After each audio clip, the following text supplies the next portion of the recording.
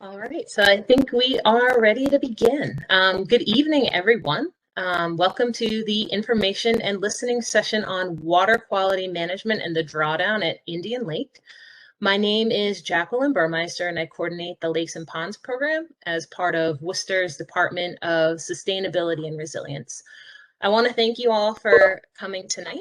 I imagine that you are joining because you have questions or concerns in regards to changes in the drawdown procedure at Indian Lake that were communicated over the last few weeks on social media and notices delivered to the direct lake abutters. We wanted to have an opportunity to talk a little bit about why these changes are being made and then leave room to hear from residents with concerns or questions. So we hope to begin by clearing up perhaps some of the basic questions that you might have in regard to the drawdown. We're going to talk about what the Lakes and Ponds program is and its purview, what the situation currently is with the aquatic plants at Indian Lake, and which is the primary reasons that the drawdown was originally implemented. We're going to have a quick overview of what the drawdown is and how it works. History of the drawdown at the lake, and finally what the plan is for the future of the drawdown here starting in November. So I'm going to go into detail in a moment, but none of the decisions that were made lightly, and we consulted with many folks, including residents, the Lake Association, city officials, and other interested parties.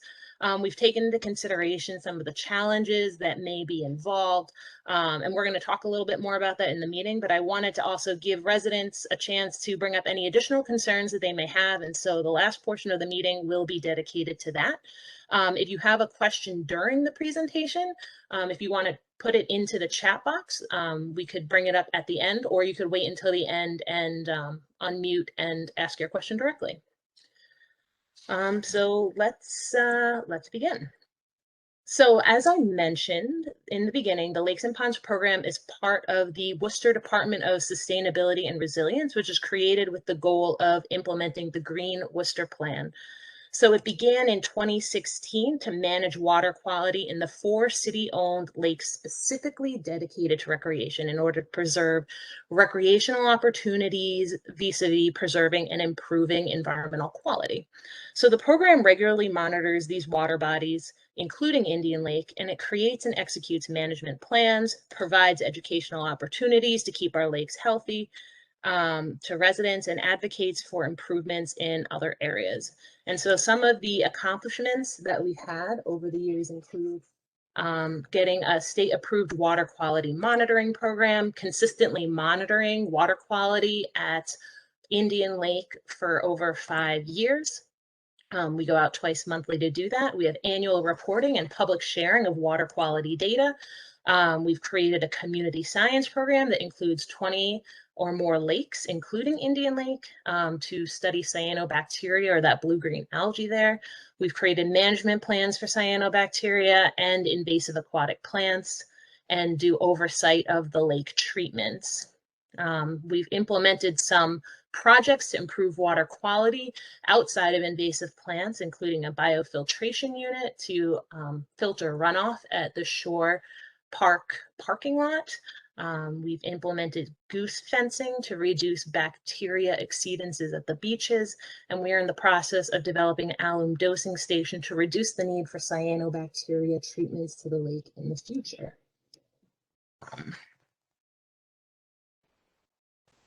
So, as I was indicating, though, one of the main threats to our lake water quality are those invasive aquatic plants, the weeds. It's important to distinguish these plants from the native plants, though, which our program is actually trying to promote the growth of. So native plants, native aquatic plants, provide valuable ecosystem services. They absorb excessive nutrients, they stabilize the lake and pond banks. They provide a healthy habitat for fish and other wildlife, which is good for anglers, it's good for everyone. They provide a food source for other fish and wildlife, and in a healthy lake, they should inhabit between 20 and 40% of the lake by surface area. However, on the contrary, invasive aquatic plants are plants that are not from the area, they're from a different place, and when they were transplanted here, by whatever means, they don't have natural constraints. They don't have that predator that ate them or those environmental conditions that kept them in check, and they are able to grow out of control. They could crowd out native plants and animals, infringe on recreation, swimming, boating, fishing, and they could cause sedimentation and nutrient problems in the lake. Indian Lake has both native plants and invasive aquatic plants. So this is a survey of both of those types of plants, the native and the invasive, that was performed in September of 2020. And some of the native plants that we found in Indian Lake include the white water lily, the yellow water lily, leafy pondweed, and horned pondweed, which together are known as thin leaf pondweeds. We also have some invasive aquatic plants, including brittle naiad, and probably the one you're most familiar with, the Eurasian milfoil. So the Eurasian milfoil in this past this survey that was performed in September of 2020 has it a very small range. It increased its range quite a bit from that year to this year, as many of you may have been aware. So this is where the drawdown comes in.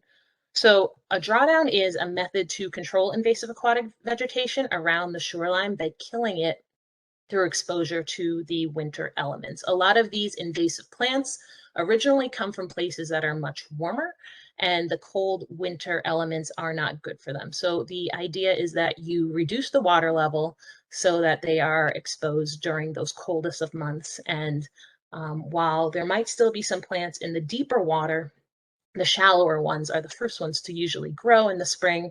And so by exposing them to the winter and killing those ones, the growth the next season is reduced.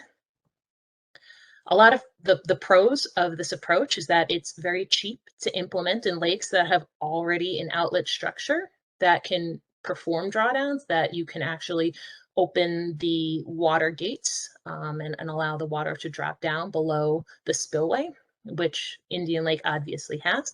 It's a chemical-free approach, which is great if you are trying to keep chemicals out of the lake. And depending on the weather, it can really help to reduce invasive aquatic plant density in some lakes, including Indian Lake.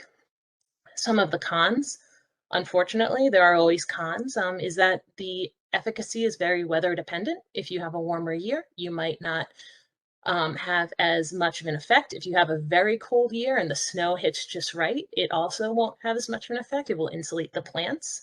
You can also kill native vegetation. And as I mentioned before, those native plants are important for a healthy ecosystem. And when you kill those plants in the shallow areas, you reduce the biodiversity of the lake in that littoral zone, and that reduces the resiliency of the lake. It's stressful to native species that rely on water, such as muskrats and beavers, hibernating amphibians, and mussels, which are really important for filtering out the water of the lake. So most lakes are permitted to perform the drawdown to a maximum of 3 vertical feet and only up to every other year. Water is required to be removed slowly over 2 weeks, starting no earlier than November 1st. And once it hits that level, it could stay that way until around mid-March, when you need to start slowly bringing that water back up. The lake is required to be refilled by most permits by April 1st. So how about the drawdown at Indian Lake?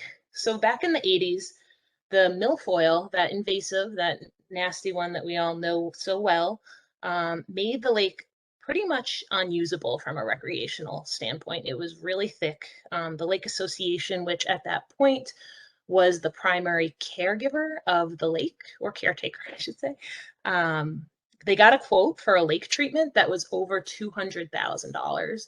So obviously the Lake Association didn't believe that they could raise that kind of money on their own every few years to perform these lake treatments. So the idea of a drawdown was a very attractive one. So the 3-foot drawdown began in the mid-90s, and it was really successful in killing the weeds in the shallow areas. And it was effective enough that it took all summer for them to come back and be a nuisance again. But they did always come back. It was increased to up to 6 feet around the years 2000 for increased effect, with some fluctuations between 4 and 6 feet during that time. But again, like the milfoil would always come back. It would die back in the beginning of the year, or for the beginning of the year, and then start creeping out again around August until the drawdown was implemented. In the late 2010s, we began to manage the lake more for water clarity and cyanobacteria, all that algae. And the idea is that those algae produce cyanotoxins at times that can be harmful to public health. We were learning more about cyanobacteria and public safety. There are requisites for water clarity in areas that are frequented by swimmers or public swimming areas. You need to have a certain amount of clarity there. And so we really wanted to improve the clarity of the lake, and we started to take steps to do that. Unfortunately, the increased light to the bottom of the lake meant that the milfoil had even more energy to grow and reproduce, and it became a lot more aggressive, even in spite of the drawdown. So we attempted to eradicate that problem first with the dive team, which actually went down to the bottom and removed the plants by the roots in order to like completely remove it, as opposed to just treating it superficially with an herbicide. But it was still not enough. They weren't getting everything, and it kept on coming back. So 2018 to 2020, we attempted with the divers, but it is not as efficient as we would have liked it to be. And so in 2021, we used a newly permitted systemic herbicide called Priscillacor. So Priscillacor, as a systemic herbicide, it doesn't just kill the leafy top part of the plant, it actually kills it at the roots. And that means that it's gone completely, and it won't come back in the following year and for several years to come. And it targets just the milfoil. It has not been shown to have detrimental effects on native aquatic plants. So it sounded almost too good to be true. The price tag is why it wasn't too good to be true. It was almost $40,000 to apply to the lake. But when we applied that in 2021, this year, it eradicated the milfoil. It was gone within days. I should note that once it was gone, that thin leaf pondweed that is native, that I mentioned earlier in the presentation, did suddenly have a little bit of space, and it reproduced pretty quickly. And so a lot of you probably saw a lot of weeds in the lake in the later part of the summer after that treatment, and that actually was a native plant that was unaffected by that treatment, and really seized that opportunity. And given that we had not had that problem in the past, we were a little slow to respond to it, but we eventually did. It responds pretty well to a treatment, and we got out there and we did treat it, and we were able to beat it back. But we are really prepared for that one in the future now, and once it starts coming up, we know that we can go back and hit it with an herbicide. Unfortunately, the pondweed does not respond to a drawdown because it's native and because of its reproductive, the way that it reproduces. So it's not one that we could use the drawdown as a tactic on. So the drawdown was really huge in managing Indian Lake for recreation for many years. But as we continue to look to improve the health of the lake and we use these new tools, we are in a moment that the drawdown isn't really necessary. The milfoil is not there. It probably won't be there for a few years. And it's possible that we might not even be permitted to do a drawdown. Giving Indian Lake a break from the drawdown will have positive impacts on the ecology and make for a healthier lake overall. But we also understand that this is a tradition for lake users and abutters. And after many conversations, and especially with the Lake Association, we decided to have a transition year. And so this winter, beginning in November, we're going to begin the drawdown as usual, but stop at about 3 feet of vertical drop. This will give folks a chance to adjust without straining the lake too much. After we reach the goal level, we're going to use an electronic level logger to track the height of the water throughout the winter in response to the precipitation events. We have heard some concerns about how late winter rain events can affect the water level in the lake and cause potential flooding.